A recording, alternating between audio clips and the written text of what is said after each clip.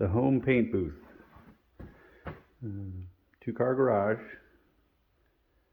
One of the cars turned into a temporary paint booth to paint this 65 F100, 65, 66. Kind of we're doing a 66 run in, but anyway, paint booth. This is the second one I've built. One at the last house and at this house, so it is doable and it does help a lot, especially here. Now I'm in Tennessee, so there's quite a few flying bugs and things that would certainly get in the paint if at least we didn't seal them out. So anyway, do a quick tour. Built this lower section so the garage door can come right up over it. I wanted it as tall as I could get it. Last paint booth I had a standard height garage, which was kind of hard to paint the top of this because it was close to the, only had about 2.5 feet above it when I primed that. So we moved, so I had to rebuild my paint booth. Framed in 2x4s. We'll go inside in a minute, but framed in 2x4s, 6mm plastic all the way around to keep the fumes off of all the lights. All the lights and electrical is actually on the outside of the plastic, so there's no fumes getting to any electrical. And I basically just bought a whole bunch of these shop lights, had some, bought some more. Shop lights basically, light is your friend in a paint booth, I found in my last build. And over here I left enough gap for airflow to come in. This is where the air is going to come in and be sucked into the paint booth. Wired everything to switch so I can kick on all my fans. And I can also just plug in my lights. It's a watt meter just because I was curious how much power. I didn't want to blow fuses in the middle of a paint job. So anyway, just framed 2x4, not 16 on center, anything like that. Got an MDF door here. This is the exhaust side. That's actually paint booth filter. And I made this door so I can swing it out and move everything into the paint booth. That way I can wheel things in. Got my paint booth door to come in and out. I actually just used some welding magnets and a steel plate to hold them closed. And it's kind of overlapped. I'm not sealing it perfectly, but it does line up pretty good. The MDF stays pretty straight. That door basically magnetically closes, nice and positive. And this is it. This is a old disposable bathroom countertop with a board thrown on it just to be the mixing station inside the paint booth. Over here is the inlet side. These are basically standard box fans framed in. So I've seen a lot of people build the paint booth where they're actually sucking the air out with these. The problem is these are not explosion proof motors, so they have sparks and things. So you're sucking fumes through there. You probably is not going to be may not end well. So anyway, this basically blows air in, creates a positive pressure paint booth instead of sucking the air out, which then basically creates a vacuum, which then sucks dirt and things in through any crack and crevice. These basically turn on, blow air in. These filters are just the highest flow, cheapest filter I could find just to keep the bugs and some of the particulates out. Ended up using 8 box fans, framed them in, put the filter in front, kick them all on, creates a nice flow. It blows the air basically straight across the paint booth, right out this large filter area.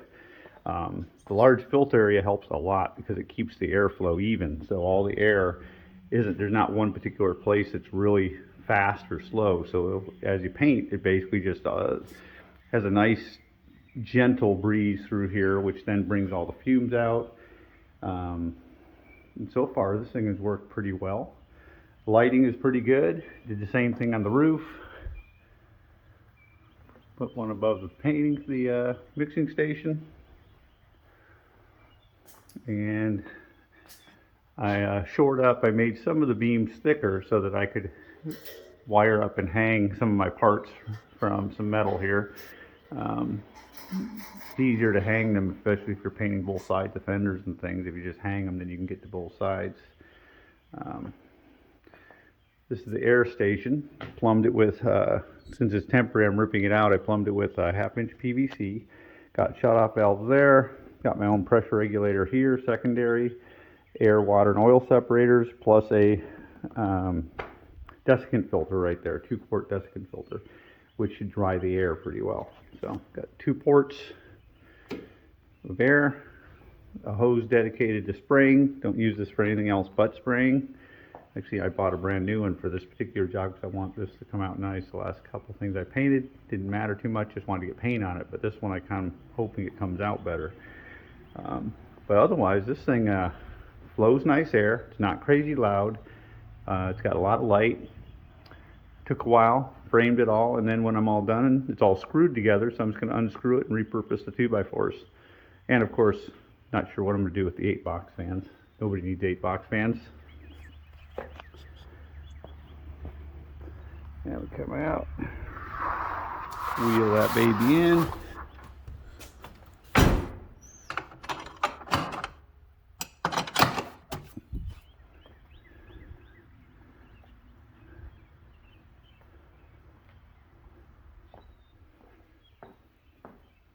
And over here, you see it? I've got a drain, which that's a low point. So as the line comes overhead, all the way over, I got another low point right there. So if water accumulates in the line, it's going to drop to the low point, and I can drain the water for these pipes. Then it comes over here to my still, as I call it, 50 feet of copper pipe. Just wrapped around this this drum, comes off the air compressor. So it basically initially has a oil separator and a regulator, and then the air comes off, down through the 50 feet of copper to cool it, hopefully. Got another low point drain right back there. Comes up, around, so this in theory should help cool it, get the water out of it somewhat. In fact, it worked pretty well. I didn't have a lot of water the last time I used this. So, comes over, up, all the way across. By then it should be cool. Air should have separated from the water for the most part. And if it didn't, that desiccant filter is going to capture the rest. And that should work. But otherwise, this thing works pretty well. We'll show you what it kind of looks like. We turn that fan on so you can see that.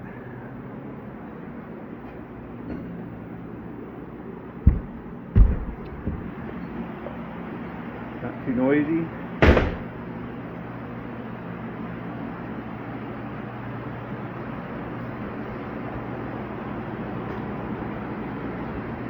Just a slight breeze through here. I'll find out. I've got the fans set right now to, it's got 1, 2, and 3. I've got them set at 2, just to see how well. Now, these filters, any filter really blocks the speed of the air significantly.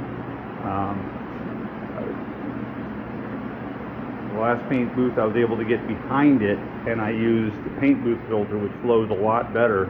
But in this case, I had limited room, and I didn't want to waste the room with enough room to walk behind these fans to be able to put that filter material on and then change it. So I thought that this would work pretty well, and so far it is, but it doesn't flow as well as I hoped. So I'm hoping these 8 fans is enough once I start spraying. That's about it. That's the new paint booth. I'll try to get some little bit of film of it actually spraying. You can see how much it clears the air out. But the big thing is, keeps all those Tennessee bugs out of here. It seals well enough. I mean, obviously all these lights would attract every flying critter around, so I'd probably have, you know, every bug type sitting in the paint. So these this way, should be good. We'll see how it works.